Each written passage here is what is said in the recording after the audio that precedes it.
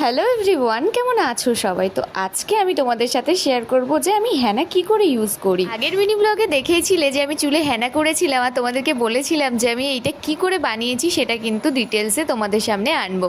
তো চলো দেখে নিই যে হেনাটা আমি কি করে রেডি করেছিলাম। তো হেনার মধ্যে আমি দিয়ে দিচ্ছি এখানে টক দই। দই যেরকম আমাদের শরীরের জন্য ভালো, তেমনই কিন্তু চুলের জন্য দারুণ উপকারী। তো টক দই দিয়ে দিলাম, তারপরেই দিয়ে দিলাম একটা ডিম। আমি কিন্তু কুসুম আলাদা করিনি, ডিমটা কিন্তু পুরোটাই দিয়ে দিয়েছি। তারপরে 2 চামচ এখানে নারকেল তেল অ্যাড করলাম। আর তোমরা কি জানো যে হেনার সাথে আমি তেল কেন অ্যাড করলাম?